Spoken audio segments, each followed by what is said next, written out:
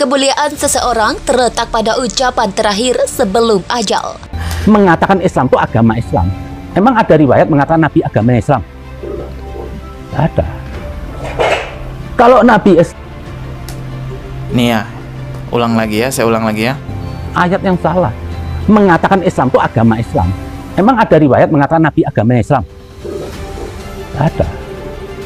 Ada orang merendahkan baginda Nabi itu, jangan berteriak dulu. Akan tapi rasakan kita itu. Tersinggung enggak hati kita? Sedih enggak hati kita? Teriakan bisa saja bohong dan palsu.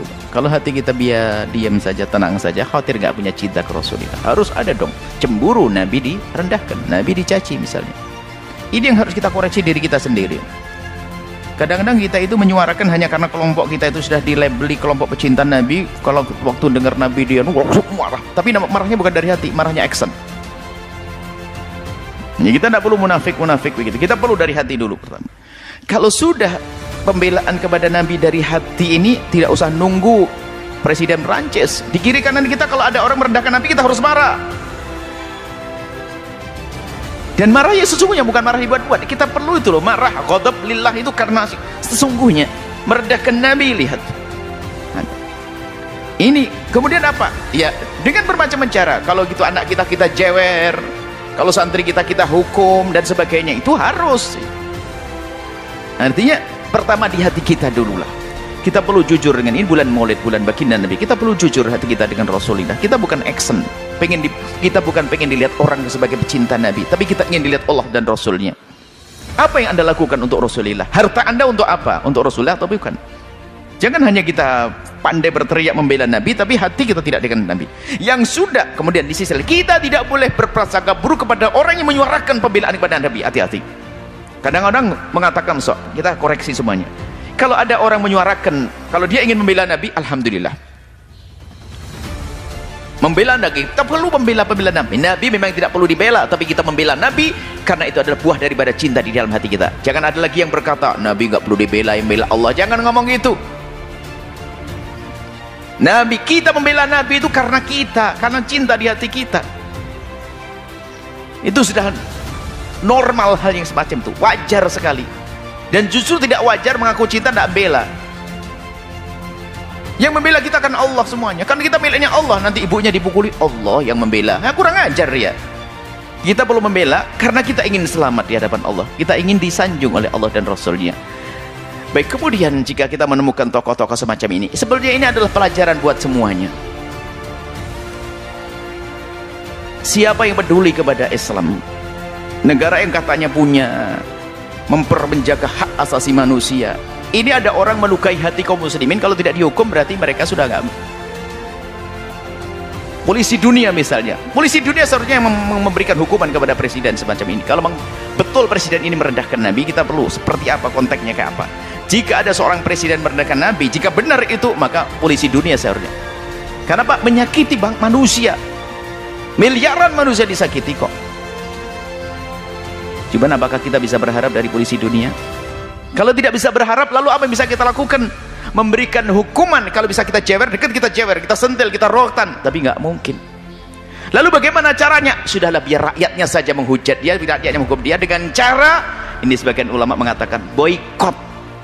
Karena kalau diboykot nanti rakyat akan mengalami satu perubahan ekonomi, nanti yang disalahkan itu biar dia tobat, biar ke depan kalau ada presiden tidak begitu lagi. Sah, itu hukuman, karena kita tidak bisa jewer dia kok. Kalau seandainya ada cara menghukum selain, nggak usah diboykot, karena memang diboykot kan urusannya ada dengan rakyat yang tidak bersalah, bahkan produk Islam dan sebagainya.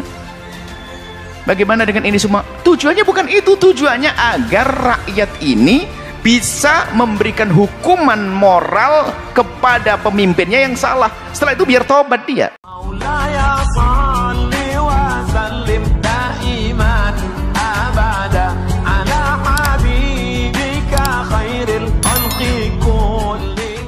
Kemuliaan seseorang terletak pada ucapan terakhir sebelum ajal.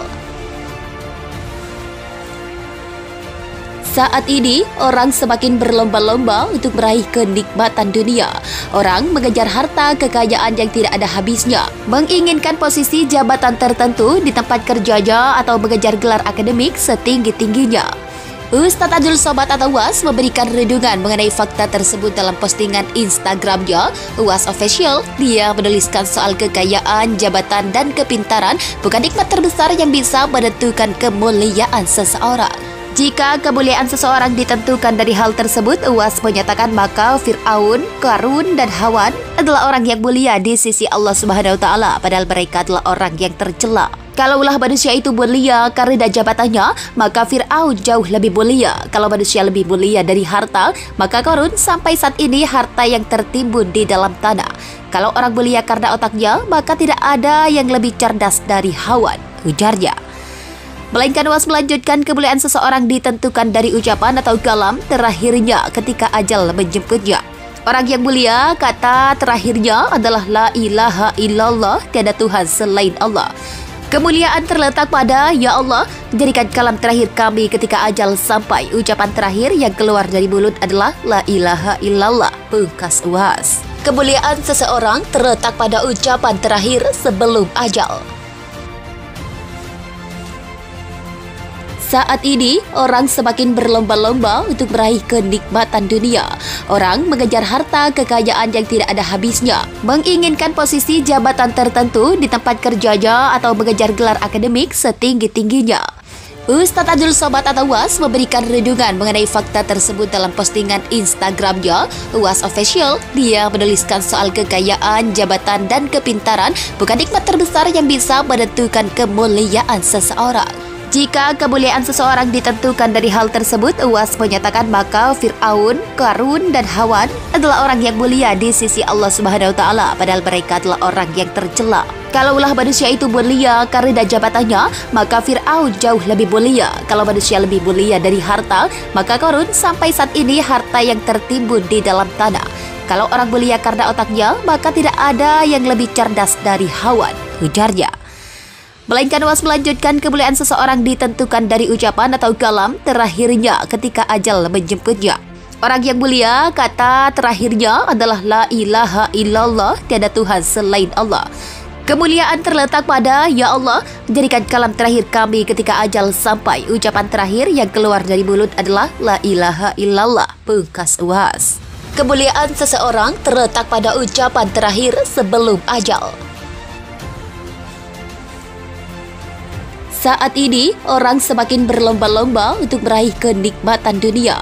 Orang mengejar harta kekayaan yang tidak ada habisnya, menginginkan posisi jabatan tertentu di tempat kerjanya atau mengejar gelar akademik setinggi-tingginya. Ustadz Abdul Somad atau UAS memberikan renungan mengenai fakta tersebut dalam postingan Instagram.